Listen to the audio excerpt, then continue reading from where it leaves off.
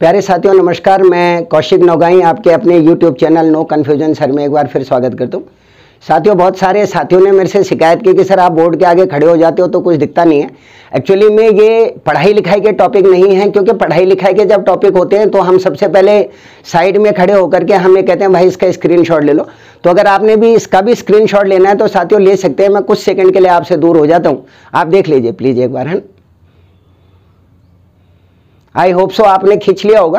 तो आमतौर पर हालांकि ये जीके का टॉपिक है और आमतौर पर हमारी एक जो मानसिक विक्षिप्तता है उसके बारे में भी दिखाता है।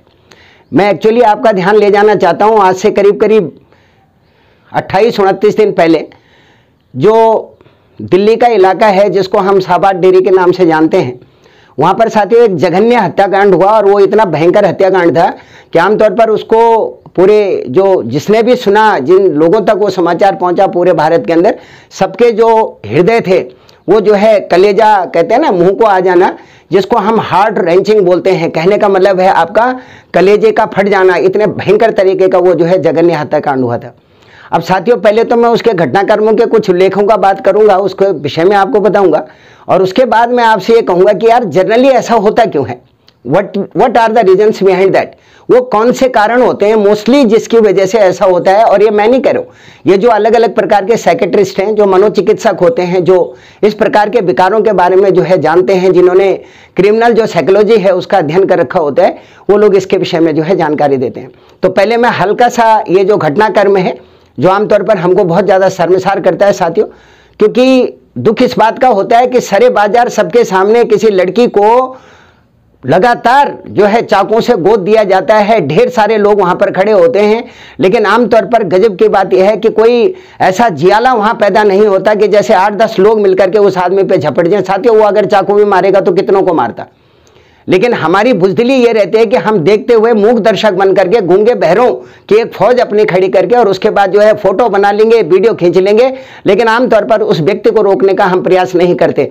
और वैसे आपने देखा होगा कि हर आदमी अपने आप को अपने से बड़ा खलीफा जो है समझता नहीं है। जिमों में जा करके बॉडी वॉडी बनानी है, दुनिया भर के पाउडर खाने हैं, मसल अपने आप के सॉलिड करने हैं, लेकिन क्या फायदा उन सब का अगर हम किसी की जान बचाने में सक्षम नहीं हो पाते। तो खैर इसके बारे में फिर कभी बात करेंगे। आज मैं पहले उस जघन्य हत्याकांड के विषय में आपको बताता हूँ।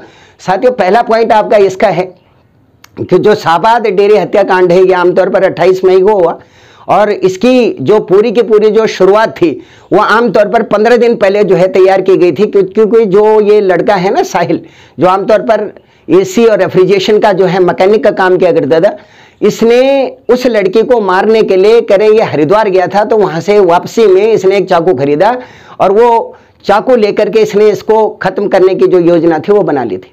अब अगर हम शाहबाद डेयरी के उस इलाके की बात करें जहां पर ये लोग रहते हैं, तो साथियों वो जे कॉलोनी है पूरी की पूरी। तो कहने का मतलब आपका यह है कि क्रिमिनल्स का वो पूरा का पूरा अड्डा है।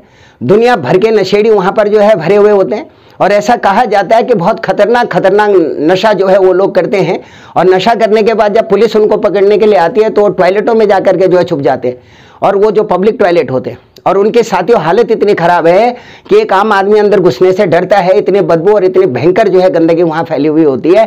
तो ये सारा का सारा इन्वायरमेंट एक लड़की को जो है वहां खत्म कर जाता है, समाप्त कर जाता है। इसमें ये जो लड़की है मात्र इसकी जो उम्र है वो मात्र साथियों 16 साल की थी, और ये अभी 10वीं के इसने जो है एग्जाम दे रखे थे। इस लड़की की एक बड़ी विशेषता थी कि इसको रोक टोक बिल्कुल पसंद नहीं थी। कहने का मतलब है स्वच्छंदता से अपना जीवन निर्वाह करने वाली थी, आज़ादी में जीने वाली थी। तो अपने पेरेंट्स के घर न रह करके, इनकी कोई सहेली थी नहीं तो जो शादीशुदा थी और जिनके 2 बच्चे थे, उनके घर में इस लड़के का जो है रहना सहना था। ऐसा वो प्रत्यक्षदर्शी लोग कहते हैं, जिनका न्यूज़ चैनल वालों ने अलग अलग प्रकार का जो है इंटरव्यू लिया, इसके विषय में जानकारी दी। तो स्वच्छंद विचारधारा की लड़की थी। 2021 में इसका जो संपर्क है वो आमतौर पर किसके साथ में हुआ, ये जो दुर्दांत जो अपराधी है साहिल जिसका नाम है, इसके साथ में 2021 में इस लड़की की पहचान हुई, और उसके बाद वो पहचान इतनी गहरी हो गई कि वो बहुत गहरी एक रिलेशनशिप के अंदर कन्वर्ट हो गई। अब साथियों जब वो रिलेशनशिप के अंदर कन्वर्ट हो गई तो उससे पहले इस लड़की का जो अफेयर था वो कोई और लड़का था जिसका नाम प्रवीण है, जो कि उत्तर प्रदेश के अंदर जो है जौनपुर में रहता है। उस लड़के के साथ में इसका लड़के का अफेयर था। उसके बाद उसको इसने ब्रेक करके फिर इसके साथ आ गई होगी, या इन बिटवीन इनके बहुत सारी चीज़ें जो है चलती रही होंगी। तो एक दिन इसने साहिल ने देखा कि वो जो लड़की है वो धीरे धीरे करके जो अपना पुराना बॉयफ्रेंड है कौन परवीन, उसके साथ में दोस्ती बढ़ा रही है और इसको जो है इग्नोर करती चली जा रही है, इसके साथ में जो है ज़्यादा ध्यान नहीं दे पा रही है, या आमतौर पर इसको हर चीज़ के लिए जो है मना कर देती हो कि भाई मुझे तुझसे नहीं मिलना या मुझे तुझसे बात नहीं कर रही। और कई बार साथियों इनका इस बारे में जो है विवाद भी हुआ। फाइनली इसका रिजल्ट इतना खतरनाक और इतना भयंकर होगा। तो ये जो लड़की थी आपकी साक्षी, ये अपनी किसी फ्रेंड के पास गई जिसका नाम भावना था। भावना का भी कोई दोस्त था जिनका नाम जो है झबरू था। तो जो झबरू थे उन्होंने बीच में भैया इनका जो है पैचअप करवाने की कोशिश की कि यार ये लड़की से दूर रहे भाई, और आमतौर पर इसको जो है खबरदार तूने इसे रोका या छेड़खानी की। तो ऐसा करके समझाया। उसके बाद जो है इनका ये किस्सा समाप्त नहीं हुआ। जो साहिल था वो इतना ज़्यादा परेशान और इतना ज़्यादा खतरनाक था साथियों कि आमतौर पर जो उसने चाकू खरीदा था, ये लड़की जब किसी बर्थडे पार्टी में जा रही थी शाम को 8:30 से लेके 9 बजे के बीच में, तो उसने एक बाजार के अंदर एक कॉर्नर के ऊपर इसे रोका और ताबड़तोड़, कुछ लोग कह रहे हैं 44 से लेके और 40 बार लगातार किए गए, क्योंकि 34 तो कहते हैं साथियों चोट के निशान जो है उस लड़के के शरीर के ऊपर थे। कुछ कहते हैं कि 2 से लेके 2.5 दर्जन बार जो है लगातार चाकू का प्रहार किया गया। अब इतना खतरनाक आदमी आप अपने माइंड में इमेजिन करके देख लीजिए कि जो आदमी लगातार किसी के ऊपर प्रहार पे प्रहार किए जा रहा है, लगातार चाकू से उसने गोद दिया, और इसके बाद भी जब उसे तसल्ली नहीं मिली तो उसने पता क्या किया, एक बहुत बड़ा पत्थर उठा करके लाया और उस लड़की के सर पे दे मारा। तभी भी उसको तसल्ली नहीं हुई साथियों। आप देखिए ये बोलते हुए मतलब मेरे को इतनी तकलीफ हो रही है कि मैं आपको बता नहीं सकता। और सैकड़ों लोग वहां हैं, 50, 60, 70 लोग वहां पर खड़े हुए हैं, लेकिन आमतौर पर कोई ये जुर्रत नहीं करता कि इतने खतरनाक अपराधी को जो है अगर सब उस पर टूट पड़ते साथियों, तो मुझे नहीं लगता कि इतना बड़ा जघन्य जो हत्याकांड है वो आपका हो पाता। लेकिन पता क्या होता है, जब हमारे घर पे कोई बात आती है ना, तो हम हमेशा उंगली तब उठाते हैं साथियों, क्योंकि हमारी बहन होती, हमारी बेटी होती, हमारी माँ होती, हमारी कुछ भी होती, तो आमतौर पर उसके साथ अगर उस समय यहाँ पर हो रहा होता और हम देख रहे होते तो साथियों क्या हम चुप हो जाते? बेशक हम अपनी जान पर खेल जाते, लेकिन हम उसको बचाने का 100% प्रयास करते और बाकी लोगों को भी साथ जोड़ करके उस पर हल्ला बोल देते। और अगर एक आदमी हल्ला बोलता तो आई होप सो कि जो बाकी लोग हैं वो भी एकत्रित होकर के उसको जो है पकड़ लेते। लेकिन जनरली ऐसा नहीं हो पाया, क्योंकि होने को कुछ और ही होना था। और साथियों जब उसने उसके पत्थर भी मार दिया, और ऐसा कहा जाता है कि 6 बार उसने पत्थर उठा करके मारा, उसे पत्थर भी 6 बार मारा, तो उसकी पूरी खोपड़ी की जो हड्डियां थी वो टूट गई थी और इतना बुरा हाल उस लड़की का हो गया था कि मैं आपको कह नहीं सकता। और उसके बाद भी उसे तसल्ली नहीं मिली, देखिए फिर भी सुकून नहीं मिला। और उसके बाद क्या किया कि जाकर के रख करके उसके लड़की के जो है लाते मारे। आप इमेजिन कीजिए, जो आदमी ऑलरेडी डेड हो चुका है, इससे हमें यह पता लगता है साथियों कि वो कौन लोग हैं, वो कैसे लोग हैं जो इस प्रकार की विचारधारा को, ये इस प्रकार के तत्वों को अपने अंदर समेट करके रखते हैं। जान के बड़ा अचरज होता है। तो अलग अलग प्रकार के जो क्रिमिनल साइकोलॉजी की स्टडी करने वाले लोग हैं, उन्होंने साथियों इसके बारे में अलग अलग प्रकार के विचार प्रकट किए। सॉरी, पहले मैं आपसे 2 लोगों के बारे में उल्लेख करूंगा, जिनमें से एक लेडी हैं जो 40s में काम करते हैं और साइकेट्रिस्ट हैं, और इनका नाम जो है हेमिका अग्रवाल है। एक तो इन्होंने अपनी रिसर्च के जरिए कुछ बातें लोगों के सामने रखी, और एक डॉक्टर नंद किशोर साहब हैं जो पिछले 15 साल से लगातार इसी प्रोसेस के अंदर जो है काम कर रहे हैं। उन्होंने कुछ चीज़ें साथियों हमारे सामने उजागर करके रखी कि मोस्टली उनका ये मानना है कि जनरली ये कौन लोग होते हैं, which kind of the people those are.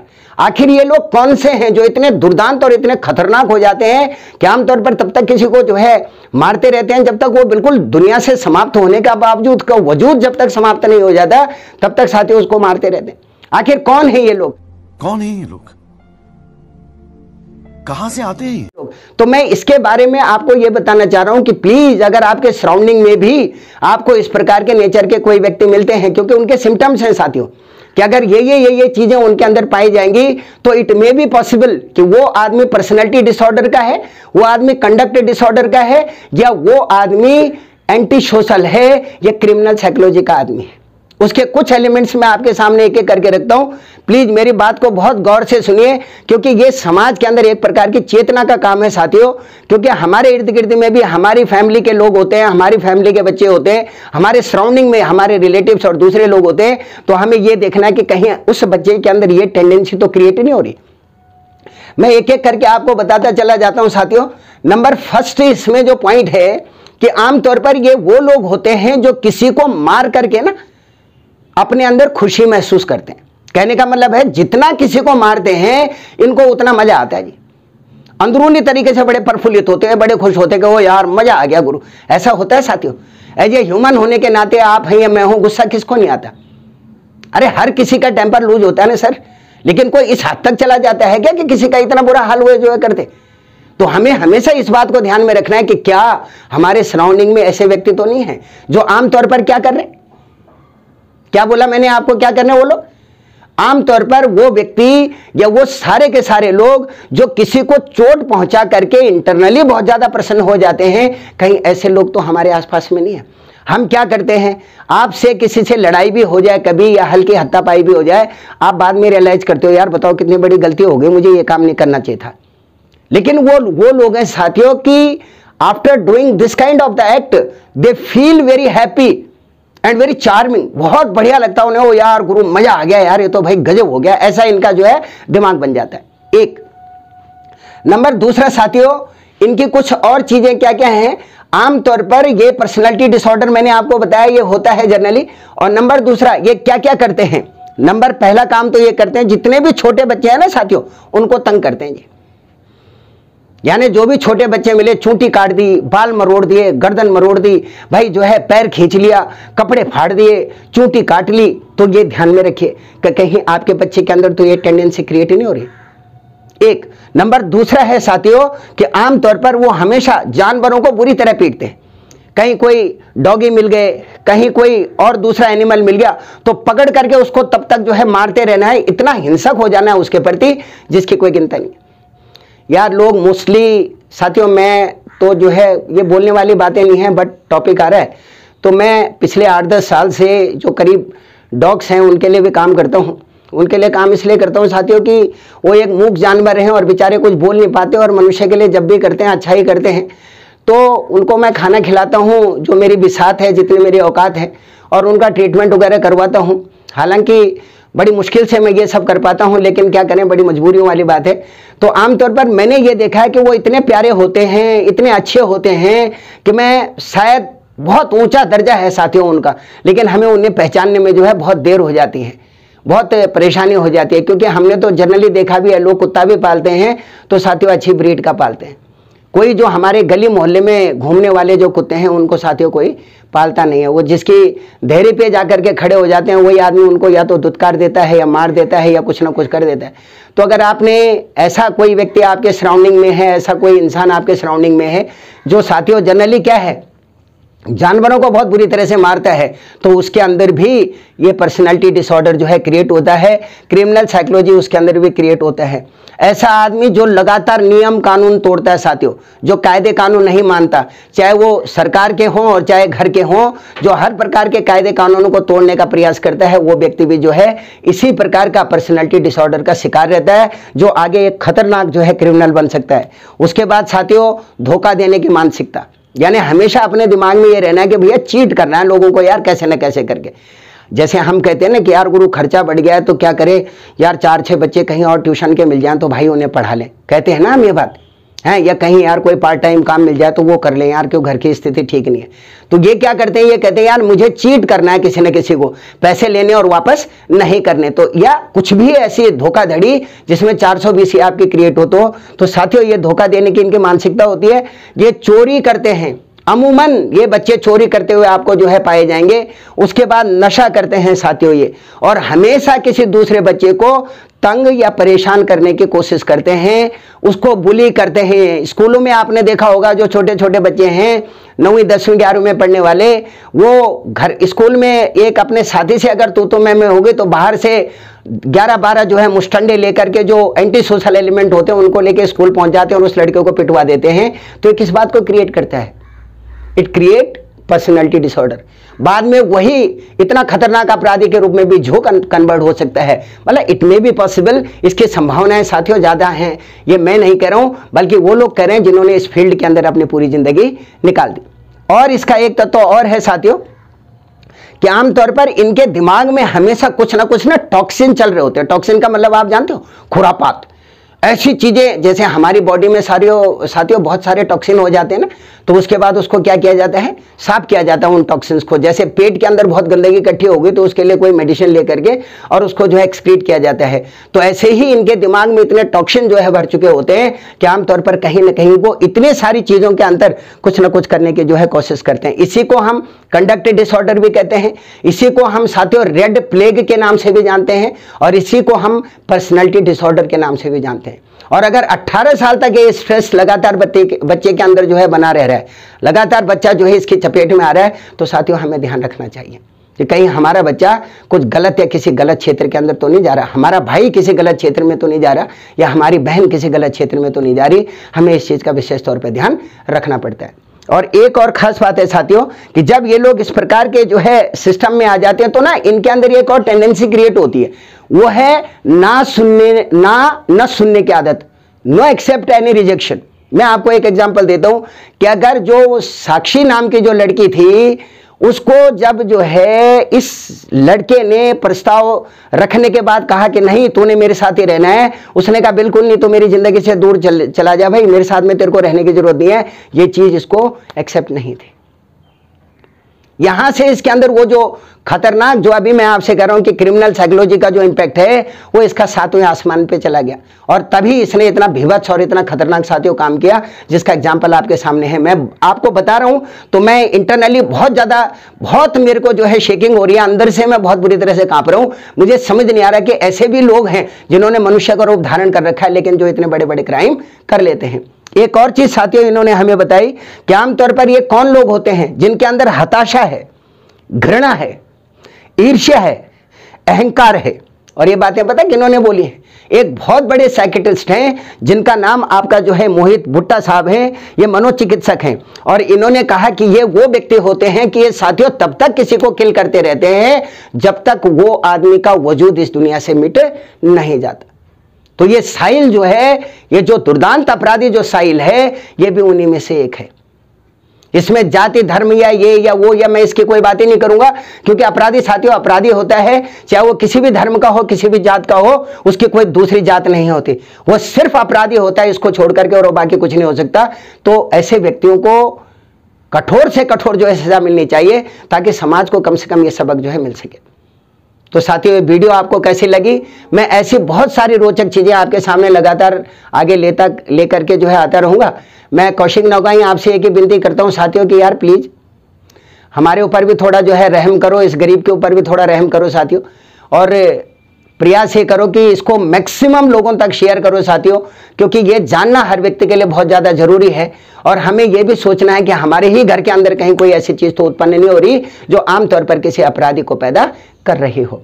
हम कई बार कहते हैं इन्वायरमेंट, ये वो ढिमका प्लाना, तो साथियों मैं ये कहता हूं कि वैसे पैदाइशी तो कोई आदमी ऐसा क्रिमिनल शायद पैदा नहीं होता ना, लेकिन अगर हमें बिगिनिंग में इस प्रकार की एक्टिविटी अगर दिखाई दे रही है तो we always want to try to remove those. हमें अपनी तरफ से कोशिश करनी चाहिए कि उनको हम जितनी जल्दी हो सके उनको समाप्त कर दें। तो आपके उज्जवल भविष्य की कामना के साथ मैं कौशिक नौगाई फिर दोबारा आपसे मुकम्मल मुलाकात करता हूं साथियों, और कोशिश ये करता हूं कि आप मुझे निराश नहीं करेंगे प्लीज़, क्योंकि मेरी आशाएं और मेरे सितारे वो दोनों आपसे जुड़े हुए हैं साथियों। और मैं इंटरनली कितना जो है क्या बोलूँ अब आपको, no word I have how I can define the problems on mind. जो भी मेरे इर्द गिर्द में समस्याएं हैं मैं उनके बारे में आपको क्या शेयर करूं, लेकिन आपसे बस विनती कर सकता हूं साथियों कि प्लीज़ मेरे को इनकरेज करें, इसको ज़्यादा से ज़्यादा शेयर करें, देखें, मैक्सिमम लोगों तक ऐसे भेजें साथियों, और अपने कमेंट्स जरूर करें, क्योंकि हमसे भी गलती अगर होती हो तो प्लीज़ हम आने वाले समय में उसमें सुधार करेंगे। थैंक यू वेरी मच, फिर मिलते हैं, नमस्कार।